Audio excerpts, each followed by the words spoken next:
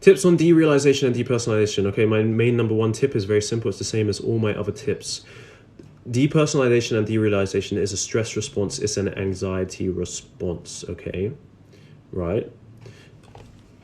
And what you're doing, by asking the question, tips on depersonalization, and by thinking like, how do I get rid of depersonalization, okay? You are showing me that you're scared of it, that is probably making you uncomfortable, which makes sense. But as with any other anxiety symptom or panic symptom, depersonalization is useful when it's supposed to happen, like in a panic situation or in a fight or flight situation. It disconnects you from what's going on, so you can just act on your instincts and stuff like that. Disconnects you emotionally, makes the world a bit more fake, so you can, because you're probably seeing like things being killed and stuff, there's probably a lion about to eat you up. So depersonalization, think about that. That's why that happens. If a lion was eating you, if you were being chased, the depersonalization helps you to disconnect, yeah? So first realize that it's a thing that has a purpose.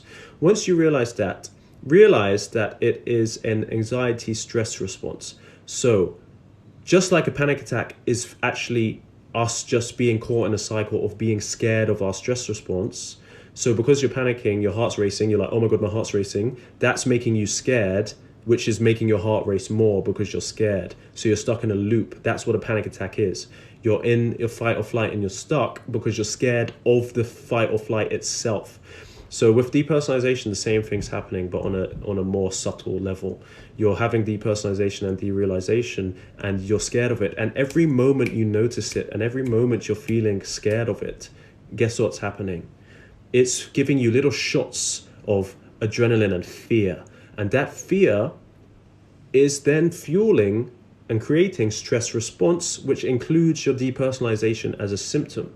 So you're fueling this. So one thing that helped me, the only way that I got rid of my permanent and constant depersonalization and derealization, which I had permanently, constantly for years, I didn't have the ones where people have it 2 minutes and stuff. I had it all the time, and I was like living like this. The only time that I got rid of it was when I actually said, oh, I want this to happen. This is what I want to happen. I enjoy this feeling. Oh, get worse. Come on, depersonalization, get worse. I want you to be more. And in the same way that this works with a racing heart, if your heart's beating really, really fast, oh my God, I'm going to die. Oh, my heart's going really fast. It's the same way. And you go, okay, get 20% faster. Oh, your body's like, okay, well, if I want it to happen, why am I pushing out fear chemicals related to being scared of my heart, making it speed up? If I want this to happen, if I want it to come, I don't need to be pushing these fear chemicals. And guess what? It slows down. You're embracing and accepting. That's why people say accept and embrace panic attacks, right? So that's kind of how I helped my depersonalization, was when I actually accepted and actually encouraged to get worse the things that were scaring me. The depersonalization. I just said, okay, this is how I am. These feelings get worse, and over time, it breaks that connection. Your body is no longer giving you those constant hits that fuels the symptom, and this is what it is. It's a cycle. It's the first thing you learn when you go to CBT or something. You learn about the anxiety cycle, panic cycle. So give that a try. Just accept. Okay, this is it. I like this.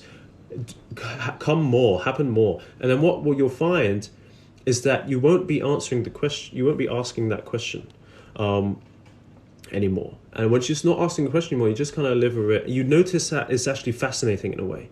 It's an interesting feeling. Oh, and you learn about, okay, why does this happen?